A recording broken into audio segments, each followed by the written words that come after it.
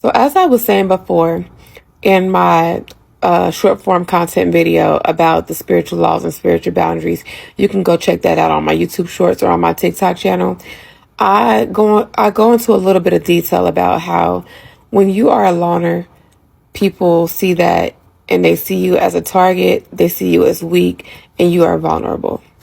Only toxic people and predatory people think like this, and you must find ways to protect yourself spiritually against people like this because these people, if you have no malice in your heart, no jealousy in your heart, if you have no ill will or ill intent towards anyone, then you are in the clear spiritually, and they are in violation of spiritual law. Therefore, they may have to face some type of karmic justice. Therefore, you are able to spiritually protect yourself without reaping karma because you're only protecting yourself and you have the right spiritually to do so. Nobody's perfect at all. But usually, the more hated that you are, the more targeted that you are, the more spiritual attacks that come your way, the more people that try to harvest your energy, the higher your calling is. So you must learn how to spiritually protect yourself. The first thing you need is a spiritual tool. The first spiritual tool is meditation. I would say pray because, you pray and the Most High Creator can hear your prayers, but so can the devil. The devil can hear what you're asking for too. So you got to be careful and go within. That's where meditation comes in. That's where you can go directly to the source. Is closing your eyes, tuning out everything, sitting with yourself and going within that quiet darkness. And then you sit there long enough, you will receive answers. Another spiritual tool is a journal, writing. So the power of life and death lies within the power of the tongue. The tongue is like a wand, but so is your ink pen. Your ink pen and the colors do matter. So your pen is a wand and you can word your name, ward your house. You can write out spiritual protections. You can write out incantations, powerful mantras, and affirmations and recite them or just go over them daily to create a protective shield around you. That way, a lot of things that people do or try to do to you will just roll or bounce right off. But if you out here doing anything wrong, like stealing or, gossiping or fornicating or anything like that, you're not covered. You are bound to contract or encounter spiritual demons and which makes you even more vulnerable because not all demons are easy to get rid of. So know this, the higher your frequency, the higher you vibrate, you stick out like a sore thumb. That energy becomes so potent, especially if you're celibate like myself, that energy becomes so potent that it's like when a shark smells blood or when a vampire's hungry. I mean, you're like fresh meat. Everyone notices it. All the dark souls, all the dark spirits, all the walking dead, all the narcissists, all the toxic people, all the miserable people, all the angry people, they all see that and are either jealous of it, want to take you out, or find a way to get close to you, close enough to you to destiny swap or harvest your energy from you. And these people know, they're full aware of what they're doing when they're doing this to you. Whenever you are a peaceful person and you are not an energy vampire, whenever you are okay with being to yourself and being alone, whenever you are okay sitting in your own energy, whenever you are okay and you've made peace with yourself and the Most High, whenever you are okay with fighting your spiritual battles and learning through life's lessons by sticking with the Most High Creator, there are people that, excuse me, I'm not going to edit that burp out. That's just not who I am. Anyways, like I was saying, people will try to bring negativity your way. They do this for a reaction. They say these people are so messed up in the head that they literally sit up and say, what can I say to trigger this person? Okay, that didn't work. Let me check that off the list. Okay, well, what can I do to trigger this person? Oh, okay, well, that didn't work. Let me try this. And this is the demon and the spirit of provocation. I believe that's how you say it. A provoking demon. It's where they poke and poke and poke and prod until they get some type of reaction out of you and are therefore in that moment able to siphon your energy. And that's what it's all about for them. Willing to do any and everything to siphon your energy. Do little things to check your temperament. Do little things to overstep your boundaries. And you have to take note of every single little thing that these people are doing because they're definitely taking note.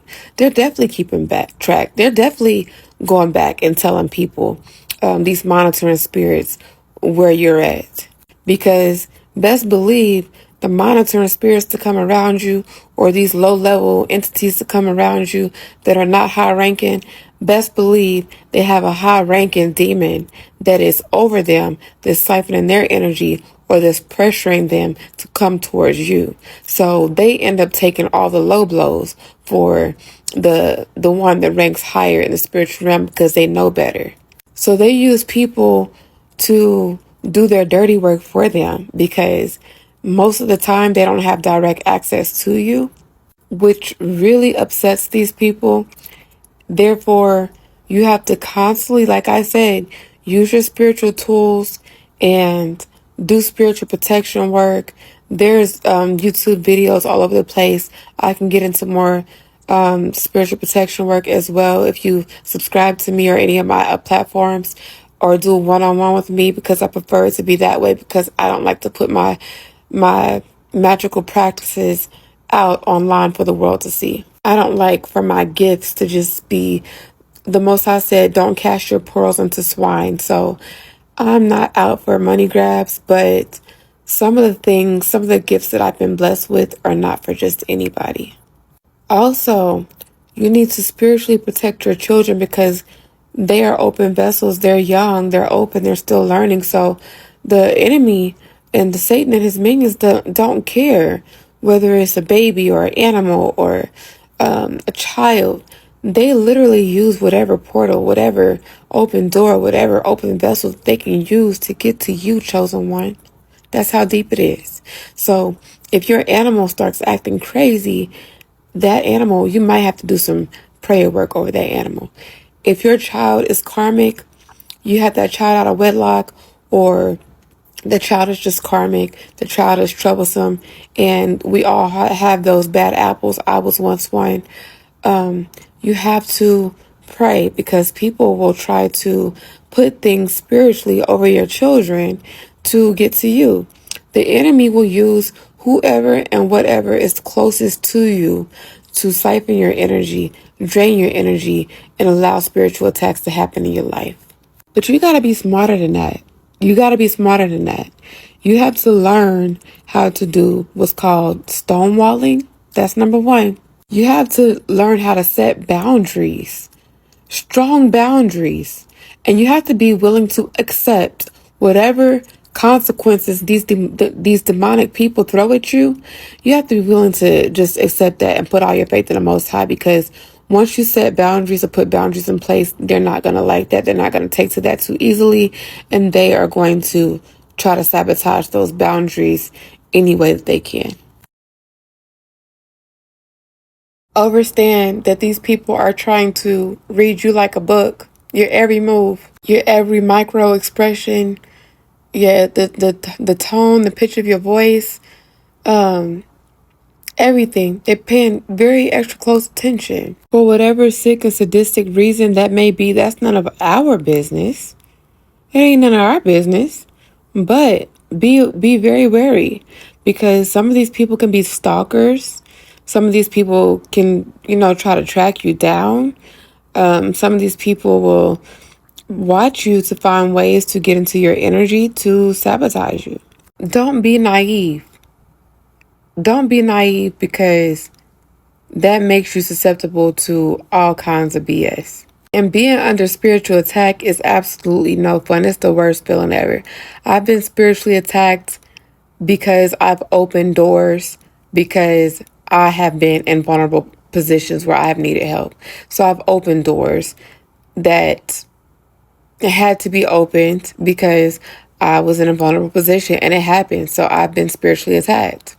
And spiritual attack can just feel like getting sick, extremely ill, or having misfortune, bad luck, things breaking down, things not going in your favor, feeling drained of all your energy. It might feel like an energy of chaos and confusion going on around you. You might not feel like yourself. They may be attacking your crown chakra. You might begin to gain weight. You might begin to not look like yourself. You just all kinds of things will begin to happen once these spiritual attacks start to hit. And this is very intentional. So you have to be very intentional with your spiritual protection work. You have to question everyone's motives and intentions in your life, especially if you are someone who is connected to the Most High Creator, the Most High, the Alpha and the Omega, the beginning and the end, the first and the last, the all-seeing and the all-knowing. If you are connected to that powerful life force energy, you have to be aware of everyone that is either in your energy or trying to get into your energy. You have to read them like a book, read their intentions, and know them. Know your enemy just like they know you, because best believe they know you, or at least they think they do. But sometimes the Most High will cloak you in an energy where you can't be harmed, touched, will cloak your energy in a way that they can't see what they need to see or whatever they're looking for. So that's where you want to be. That's the point where you want to get at. And how I am achieving that is through celibacy, through not doing anything intimate whatsoever.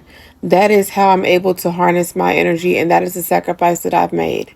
I am refusing to offer my body or in any type of way to any type of entity or person.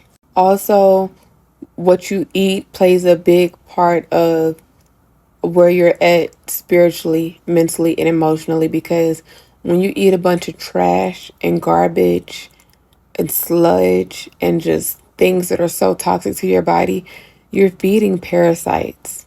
You're feeding parasites, and parasites and these bacterias and these germs, they look like little monsters. They look like little demons, and they're literally draining your life force, and they're sucking your life force, and they're causing sickness, disease, cancers, and all kind of stuff. And I say this from experience.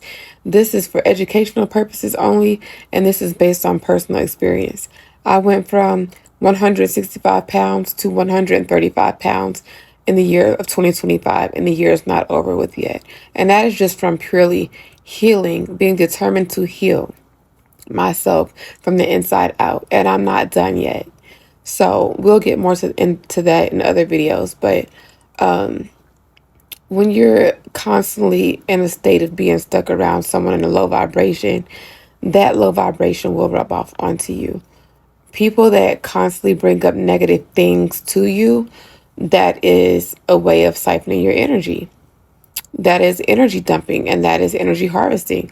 People that constantly bring up someone that you don't talk to or that you don't mess with, someone that you're distant from, or people you have no desire to or interest in being around, and then you're dealing with someone who constantly brings up that person or those people. That is called triangulation. They are seeking to see where your mind is at. They are seeking to see if you have any jealousy or malice or in your heart. They're just trying to read you and read your energy at that point. So don't give these people what they want. You have to know what they're doing, and you have to be full aware and conscious of what you say and what you do around these people. And always come from a space of peace, love, and light, but also clear boundaries and authority that the Most High has given you over these demonic entities. You have dominion over these demonic entities. I need you to know that. And when you get to a point where you're so high and you get to ranking more high in the spiritual realm, that's when they get to wanting to take you out. So you might have to be on the down low with your gifts. You might have to be on the down low with what you know. It might not be meant for you to come out to the world and express certain things, because what I learned from experience is that a lot of times I would get to talking and trying to use my platforms to get to talking and running my mouth, and I only knew half of what I know now. And those times I would get shut down or shadow banned temporarily and things like that. And it was divine protection. Okay. So a lot of times when we feel rejected from people, places, things, or situations, it's divine protection. If you feel rejected by someone, it's divine protection. If you feel rejected by something, it's divine protection. You have to look at it that way, because it's just like if you can't find your keys one day, you looking and looking and looking for your keys, you can't find them. Maybe it's best meant for you to take that as a sign to sit your ass down somewhere. Maybe you ain't meant to go driving that day. If you are trying to call somebody and text somebody and they're not responding to you, you don't go and reach back out unless you're truly concerned for that person's safety.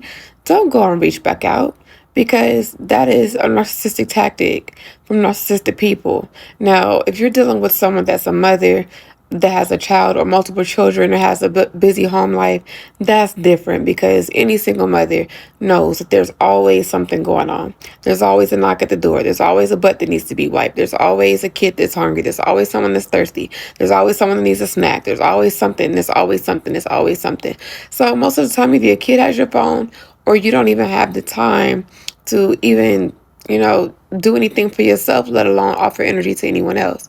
And people don't understand that or respect that either. So boom. How you gonna protect yourself starting off is stonewalling. Stonewalling is when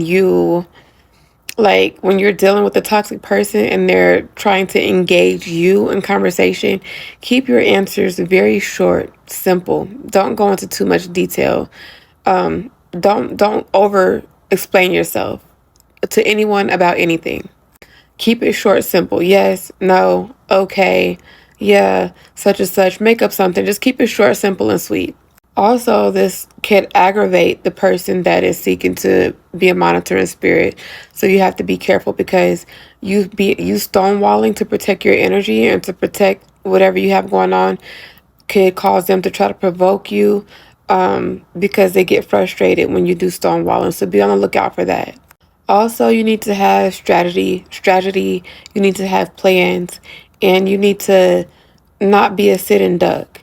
You have to be prepared to protect your life and your children's life at all costs, because a lot of people tragically do not make it out. A lot of people tragically are at the wrong place at the wrong time, or trust the wrong person with the wrong information. So you have to stay covered, have to stay prayed up, you have to stay protected, and be careful with your words. Be careful who you're talking to. Be careful when you're talking. Be careful when you're out and about. Pay attention to your surroundings and let the Most High lead and guide you in every step of the way.